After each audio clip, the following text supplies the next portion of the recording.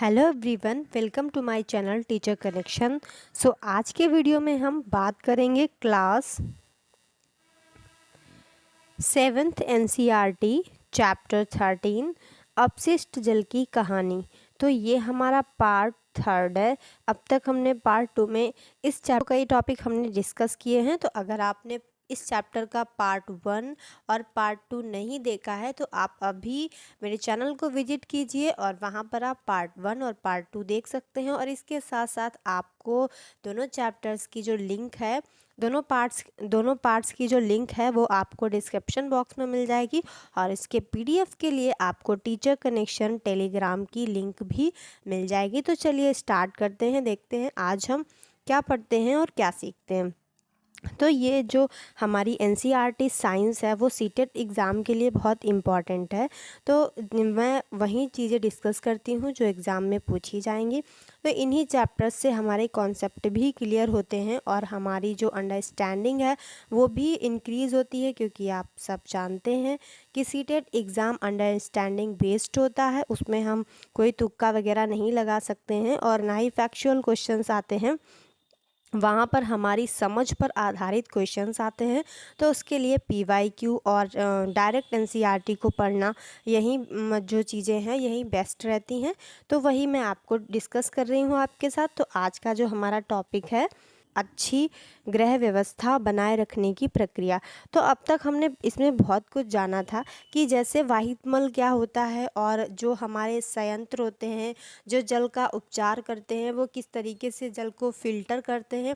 तो ये सारी चीज़ें तो हमने जानी थी। तो अब हम जानेंगे कि ऐसी कौन सी व्यवस्था है, ऐसी कौन सी चीज़ें हैं जो हम अपनी तरफ से कर सकते हैं जिससे कि कूड़ा कचरा जो ये है, प्रदूषण है अपशिष्ट पदार्थों का, ये कम हो सके। तो यही चीज़ें इसमें बताई गई हैं कि अपशिष्ट पदार्थ और प्रदूषकों को उनके स्रोत पर ही कम करने अथवा हटा देने की एक विधि इस बात के प्रति सचेत रहना है। मतलब कि अगर हम जहाँ से जो प्रदूषण है जो इकट्ठा होता है कूड़ा कचरा, अगर हम उसके स्रोत पर ही कम कर दें या हटाने की एक कोई विधि ढूंढ लें तो फिर ये कम हो जाएंगे। कि आप नालियों में किस प्रकार के पदार्थ बहा रहे हैं। तो नालियों में क्या क्या बहता है, खाना पकाने का तेल, वसाओं को नाली में नहीं बहाना चाहिए। ये पाइपों में कठोर पदार्थों की परत जमा कर उन्हें अवरुद्ध कर सकते हैं। खुली नाली में वसा मृदा के रंध्रों को बंद कर देती है। जो खुली नालियां हैं उसमें क्या होता है, जो वसा होती है वो मृदा के रंध्र को बंद कर देती है, जिससे क्या होता है, जो प्रदूषण है वो फैलता है और पानी भी आगे नहीं जा पाता है, जिससे उसकी जल को फिल्टर करने की जो प्रभाविता है वो कम हो जाती है। तेल और वसाओं को कूड़ेदान में ही फेंकना चाहिए। पेंट, विलायक, कीटनाशक, मोटर तेल, औषधियाँ आदि जो रसायन होते हैं, केमिकल्स होते हैं, उन सूक्ष्म जीवों को मार सकते हैं जो जल के शुद्धिकरण में सहायक होते हैं। तो आपको पता ही होगा कुछ गुड बैक्टीरियाज होते हैं जल में जो कि जल को शुद्ध करते हैं। और जब हम इस तरीके के जो केमिकल्स होते हैं, पेंट के, कीटनाशक के, ये भी जल में हम बहाएंगे तो क्या होगा कि जो जल को शुद्ध करने वाले सूक्ष्म जीव होते हैं वो तो मर जाएंगे। तो इससे हमारा जो जल है उसका भी शुद्धिकरण नहीं हो पाएगा। तो इसलिए इन्हें भी हमें नाली में नहीं बहाना चाहिए। प्रयुक्त चाय की पत्ती, जो यूज़ की हुई चाय की पत्ती होती है, बचे हुए ठोस पदार्थ, मृदु, खिलौने, रुई, सैनिटरी टॉवेल आदि का भी कूड़ेदान में ही फेंका जाना चाहिए। मतलब ये सारी चीज़ें भी कूड़ेदान में फेंकी जानी चाहिए, क्योंकि ये भी जल जो नालियों का पानी होता है उसको अवरुद्ध करते हैं। ऐसे अपशिष्ट ऑक्सीजन का मुक्त प्रवाह नहीं होने देते हैं, जिससे निम्नीकरण की जो प्रक्रिया है वो बाधित हो जाती है। तो जिससे क्या होता है, जो निम्नीकरण की प्रक्रिया होती है, जल की जो शुद्धिकरण की प्रक्रिया होती है वो बाधित हो जाती है और जो ऑक्सीजन है उसका मुक्त प्रवाह भी नहीं हो पाता है। तो आपने देखा किन किन चीज़ों को हमें कूड़ेदान में डालना है और किन किन चीज़ों को हमें बहाना है नाली में, तो यहाँ से भी कभी कभी जो हमारे उसमें जो सीटेट का एग्ज़ाम होता है उसमें डायरेक्ट ये क्वेश्चंस आ सकते हैं कि मतलब क्या चीज़ें हमें नालियों में बहानी चाहिए क्या नहीं, और या बच्चों को हम ये कैसे सिखा सकते हैं, बच्चों को कैसे बता सकते हैं। तो वहाँ पे बहुत सारे ऑप्शंस के साथ में ऐसी चीज़ें पूछते हैं। स्वच्छता और रोग, मतलब जैसे कि हम साफ़ सफाई रखते हैं उसी तरह से जितनी हम साफ़ सफाई रखेंगे उतने ही रोग नहीं होंगे। तो ये एक नया टॉपिक है, स्वच्छता और रोग। स्वच्छता की कमी और संदूषित पेयजल अनेक रोगों का कारण बनते हैं। मतलब जब साफ़ सफाई की कमी होगी, दूषित जल होगा, तो बहुत सारे रोग होंगे। तो बहुत सारे रोग हैं जो जल जनित बैक्टीरिया से या सूक्ष्म जीवों से होते हैं, जो कि प्रदूषित जल में उपस्थित होते हैं। तो हम अपने देश की स्थिति पर चर्चा करें तो हमारी जनसंख्या का एक बड़ा भाग आज भी मल व्यवस्था की सुविधाओं से वंचित है। मतलब आज भी हमारे यहाँ जो सीवेज हैं उनकी कोई व्यवस्था बहुत ज़्यादा अच्छी नहीं हो पाई है। ऐसे व्यक्ति मल विसर्जन के लिए कहाँ जाते हैं, मतलब हमारे यहाँ अभी भी इतनी अच्छी व्यवस्था नहीं हो पाई है। तो हमारी जनसंख्या का बहुत बड़ा भाग कहाँ जाता है, खुले स्थानों में जाता है। अभी भी बंद टॉयलेट्स की जो व्यवस्था है वो बहुत बड़े एरियाज़ में नहीं हो पाई है, जो कि दूर दराज गांव है या फिर जहाँ पे जनसंख्या बहुत ज़्यादा है वहाँ पर नहीं हो पाई है। तो वो लोग कहाँ जाते हैं, खुले में जाते हैं, जिससे क्या होता है कि नदी के किनारों, रेल की पटरियों, खेतों और अनेक बार सीधे जल स्रोतों में ही मल त्याग करते हैं। और अनुपचारित मानव और क्या होता है, अनुपचारित मानव मल जो है वो स्वास्थ्य संकट का एक कारक है। वो क्या है, स्वास्थ्य संकट का एक कारक है। इससे जल और मृदा का प्रदूषण भी हो सकता है। आप जानते हैं कि सतह पर उपलब्ध जल और भौम जल दोनों मानव मल से प्रदूषित हो जाते हैं। तो आपको पता है कि मानव मल से जल और भूमि जल दोनों ही प्रदूषित हो जाते हैं। तो भौम जल कुओं, ट्यूबवेल और नलकूपों, झरनों और अनेक नदियों के लिए जल का स्रोत है। तो जो भूमि जल होता है वो हमारे कुओं में भी आता है, ट्यूबवेल से, नलकूप से भी आता है, झरनों से भी आता है, लेकिन मानव मल से ये सब दूषित हो जाते हैं। अतः अनुपचरित मानव मल जल जनित रोगों का सबसे सुगम पथ बन जाता है। तो जो अनुपचरित मानव मल होता है वो क्या होता है, सीधे रोगों का सुगम पथ बन जाता है। तो इसमें कौन कौन सी बीमारियां फैलती हैं, इसमें सबसे पहली बात है हैजा। हैजा के बारे में आप सब लोग जानते ही होंगे, हैजा।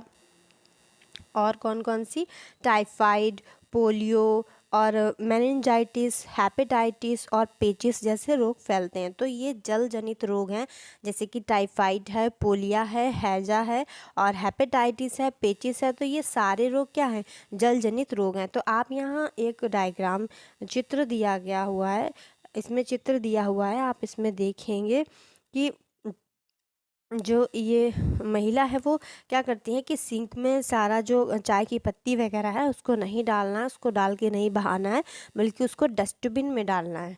तो ये इसका सही तरीका है और ये इसका गलत तरीका है। तो अब क्या करेंगे, जो ये वाहित मल है इससे कैसे निपटने की जो व्यवस्था है वो क्या है, चलिए अब ये टॉपिक भी हम डिस्कस कर लेंगे। तो वाहित मल निपटान की वैकल्पिक व्यवस्था।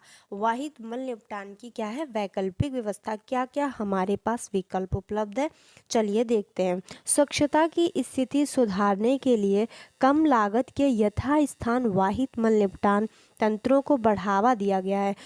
यथास्थान मतलब उसी स्थान पर वाहित मल निपटान तंत्रों को बढ़ावा दिया जा रहा है। इसके कुछ एग्जाम्पल हैं, जैसे कि सेप्टिक टैंक, रासायनिक शौचालय, कंपोस्टिंग पिट आदि का उपयोग किया जा रहा है।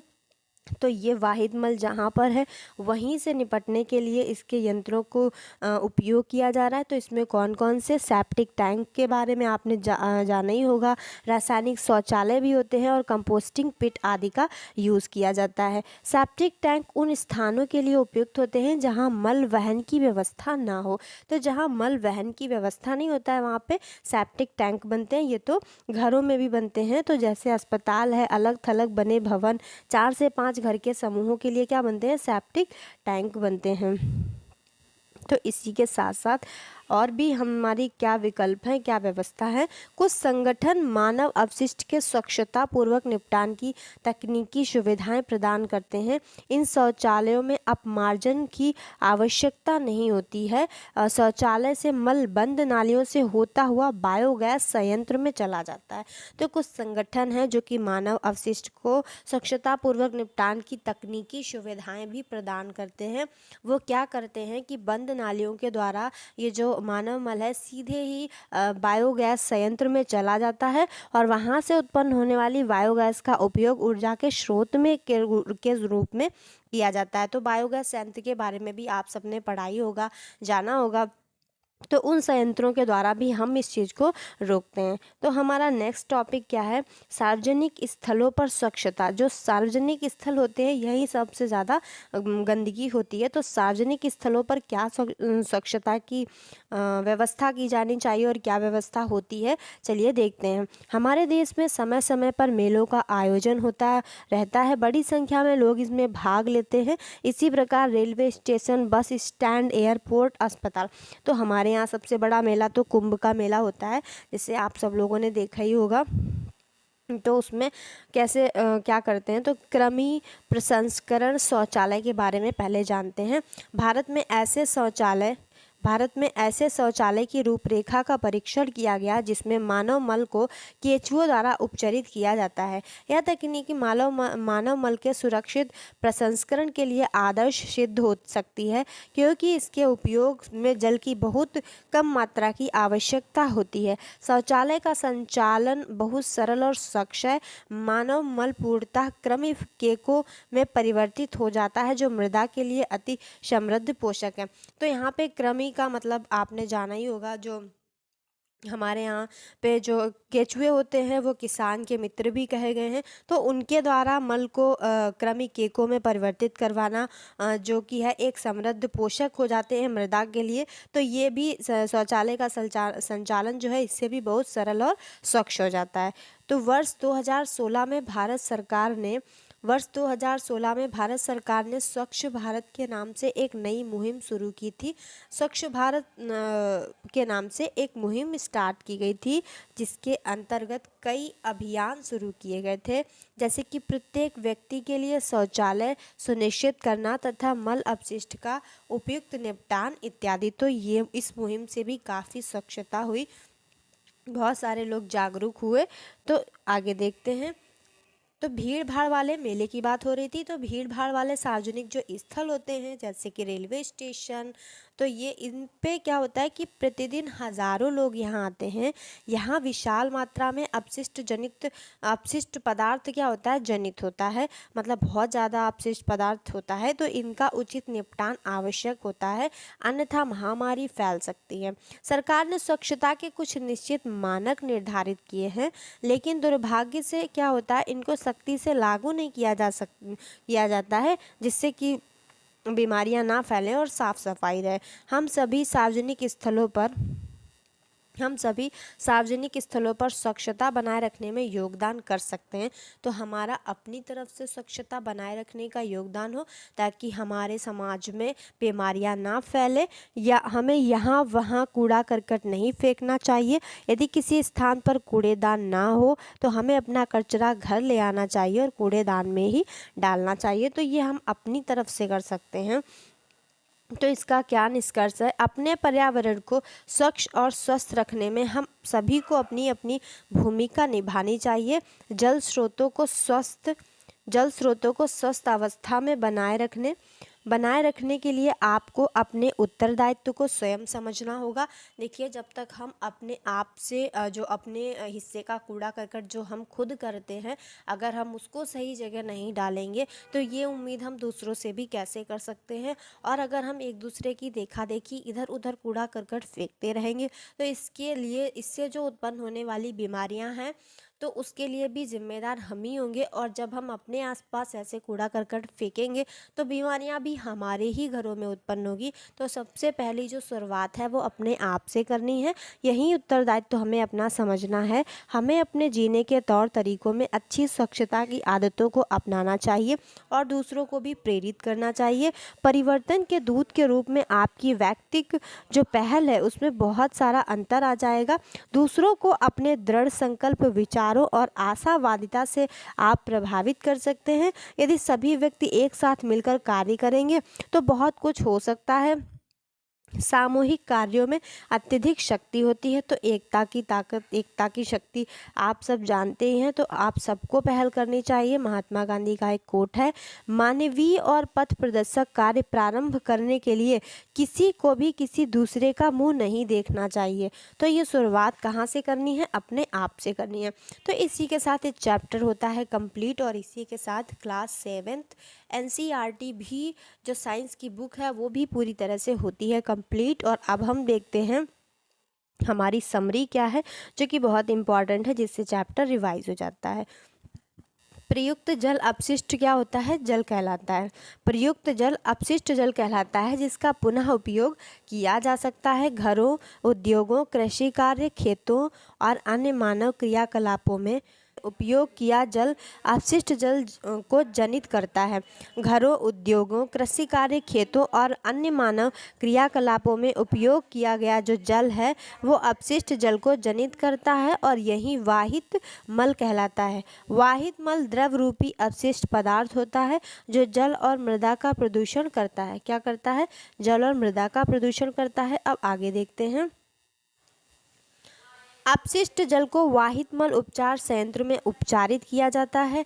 उपचार संयंत्र अपशिष्ट जल को हम वाहित मल जो उपचार संयंत्र होता है जिसको हमने पूरी तरीके से डिस्कस किया है, उससे क्या होता है? उपचारित किया जाता है। उपचार संयंत्र अपशिष्ट जल को किसी निश्चित स्तर तक प्रदूषकों से मुक्त कर देते हैं ताकि प्राकृतिक प्रक्रमों द्वारा उसमें शेष रह गए प्रदूषकों का निपटान हो सके। जहां भूमिगत मल व्यवस्था तंत्र और कचरा निपटान तंत्र उपलब्ध नहीं होते हैं वहां हम कम लागत के यथास्थान स्वच्छता तंत्र को अपनाते हैं। अभी आपने पढ़ा था सेप्टिक टैंक वगैरह के बारे में। अपशिष्ट जल उपचार के सह उत्पाद आपंक और बायोगैस हैं। तो आपने ये भी पढ़े थे कि सह उत्पाद से कैसे आपंक से और बायोगैस ये सब का यूज करके हम किस तरीके से अपशिष्ट जल का उपचार करते हैं। खुली मुक्त नाली व्यवस्था मक्खी, मच्छर और अन्य ऐसे जीवों के लिए प्रजनन स्थल प्रदान करती है जो रोग उत्पन्न करते हैं। हमें खुले में मल त्याग नहीं करना चाहिए। कम लागत विधियों को अपनाकर मल का सुरक्षित निपटान संभव है। तो आई होप आप सबको ये चैप्टर समझ में आया होगा। तो अगर आपने पहले के 2 पार्ट नहीं देखे हैं तो वो पार्ट भी आप देख सकते हैं। आज के टॉपिक आपको कैसे लगे? क्या आपको सारा जो चैप्टर है वो समझ में आया है? तो आप वीडियो को लाइक कर दीजिए, चैनल को सब्सक्राइब कर दीजिए और अपने जो फ्रेंड्स हैं उनको भी शेयर कर दीजिए। ये सीटर एग्ज़ाम के लिए बहुत ही इम्पॉर्टेंट है, या अदर कोई भी एग्ज़ाम जिसमें NCERT की साइंस आती है उसके लिए भी बहुत इम्पॉर्टेंट है। तो आज हमारी चैप्टर जो 13 है वो कंप्लीट हुआ। इसी के साथ हमारी जो 7th क्लास की NCERT है वो भी कंप्लीट होती है। तो आप सबको कैसी लगी? अगर आपने 7th क्लास की फुल NCERT प्लेलिस्ट नहीं देखी है तो आपको इसका लिंक भी डिस्क्रिप्शन बॉक्स में मिल जाएगा। तो वहाँ से आप पूरी फुल प्लेलिस्ट देख सकते हैं स्पीड बढ़ा करके। बहुत छोटे छोटे वीडियोज़ हैं और काफ़ी अच्छे से एक्सप्लेन किया गया है। इसी के साथ आपको जो टेलीग्राम चैनल है उस पर सारे PDF मिल जाएंगे, तो वहाँ से आप रिवीजन भी कर लीजिए। 8 फरवरी को सीटेट का एग्ज़ाम है, आप सभी को पता होना चाहिए। जिन्हें नहीं पता है उन्हें बता दीजिए। और उसमें जो पेपर 2 साइंस है वो आपके बहुत काम आएगी। तो इन क्लासेस को बिल्कुल भी मिस मत कीजिएगा। इसके साथ ही अब जो नेक्स्ट पार्ट होगा उसमें आएगी हमारी इस पूरे जो क्लास 7th है इसमें जितनी भी समरी है हर चैप्टर को रिवीजन के लिए एक ही वीडियो में सारी समरी आएगी। और उसके साथ ही हमारा स्टार्ट हो जाएगा, हमारा क्या स्टार्ट हो जाएगा? चैप्टर क्लास 8th की NCERT क्लास एज 8th की NCERT साइंस स्टार्ट हो जाएगी और जिसका हम चैप्टर 1 डिस्कस करेंगे समरी को डिस्कस करने के बाद। तो आई होप आपको वीडियो अच्छी लगी हो। टेक केयर, बाय बाय, मिलते हैं नेक्स्ट वीडियो में।